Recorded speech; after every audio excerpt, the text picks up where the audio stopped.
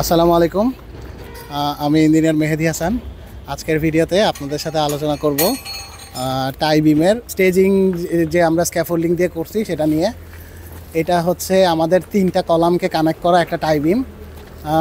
এটা এরকম এই কলামে 3টা টাই বিম হবে। এটা সবচেয়ে বটমের টাই বিমটা। তো বটমের যে টাই বিমটা আমরা যে স্ক্যাফোল্ডিং সিস্টেমে ইউজ করছি সেটা হচ্ছে এই স্ক্যাফোল্ডিং সিস্টেমটাকে বলা হয় ring lock scaffolding. Ring lock স্ক্যাফোল্ডিংয়ের এটা হচ্ছে ভার্টিক্যালটা, আর এই হরিজন্টাল যে মেম্বারটা আছে এটা হচ্ছে লেজার। আর এই ভার্টিক্যালের উপরে আমরা হচ্ছে একটা ইউহেড লাগাইছি। ইউহেডের উপরে একটা হলো বক্স আছে, এই হলো বক্সটা 100/75। এই হলো বক্সের উপরেই আমাদের বটম শাটারটা রেস্ট করছে। তো এটা পাইল ক্যাপের বটম থেকে টাই বিমের বটম পর্যন্ত যে ক্লিয়ার স্পেসিং এটা হচ্ছে 2 মিটার 500। তো আমরা এই ভার্টিক্যালটা ইউজ করছি 2200। অ্যান্ড দেন ইউহেডটা যেহেতু প্যাচের মতো ইউহেডের হাইটটা অ্যাডজাস্ট করা যায়। তো আর এই ইউহেডের উপরে যে হলো বক্সটা আছে ওইটার 100 ডেপটা হাইটের মধ্যে আসবে। তো এইভাবেই এটা আমরা করছি। তো আমাদের টাই বিমের যে বটমটা এটার ডাইমেনশন হচ্ছে 1200। যেহেতু এটা স্কোয়ার শেপের টাই বিম মানে এটার বটমও 1200, হাইটটাও 1200। তো এখানে আমরা যে খুবই গুরুত্বপূর্ণ যে জিনিসটা দেখব সেটা হচ্ছে যে আমরা যখন এই পাইপের আউট থেকে ওই পাইপের আউটে ধরেন, পাইপের আউট থেকে এই পাইপের আউটের ডাইমেনশন কিন্তু 1250। কারণ এই লেজারগুলো হচ্ছে সেন্টার টু সেন্টার 600 করে আছে। তাহলে এটা যেহেতু 1250, ঠিক এই সিস্টেমটা এই কাপলক যে কাপলক না, এটাকে আমরা অনেকে ভুলে কাপলক বলি, এটা কিন্তু একটা ring lock scaffolding system.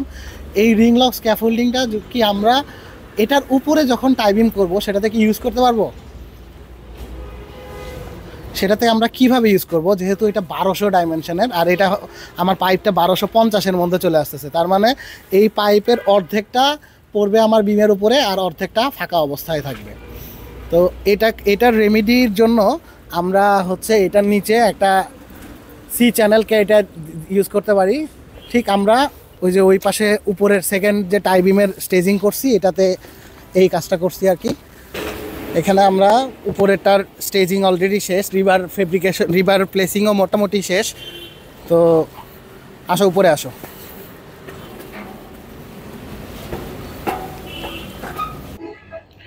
Same সাইজের রিং লক স্ক্যাফোল্ডিংটাই কিন্তু উপরে দেওয়া হয়েছে। বিমটা যেহেতু 1200 আছে আর পাইপের সেন্টার টু সেন্টার 1200, তার মানে পাইপ বা ভার্টিক্যালের সেন্টার টু সেন্টার যেহেতু 1200, তার মানে ওই ভার্টিক্যালের পাইপের ডায়ামিটারের অর্ধেকটা কিন্তু এই বিমের বাইরে ছিল, যে কারণে আমরা এরকম নিচে চ্যানেল দিয়ে দিছি।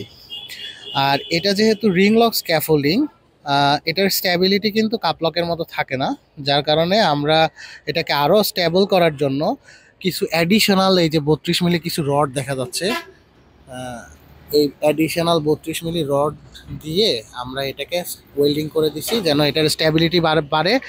এবং পাশাপাশি আমরা সার্কুলার এই যে পাইপটা ক্লাম দিয়ে আটকায় দিছি।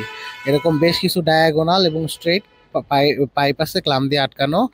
আর আমরা যখন এই টাই বিমটা কাস্টিং করছিলাম আমরা কিছু রড টাই বিম থেকে বের করে রাখছিলাম। টাই বিম থেকে এই রডগুলো বের করার মেইন রিজনটা হচ্ছে এই যে দেখা যাচ্ছে ওই যে একটা রড, এরকম বেশ কিছু রড বের করে রাখা হয়েছিল, ওইটার সাথে ওয়েল্ডিং করে এই স্ক্যাফোল্ডিংটাকে স্টেবল করা হয়েছিল। পরবর্তীতে স্ক্যাফোল্ডিং খোলা হয়ে গেলে আমরা ওই রডটা কিন্তু কেটে দিব, কেটে ওইটা সিল করে দিব যেন ওর মাধ্যমে মরিচা ঢুকতে না পারে।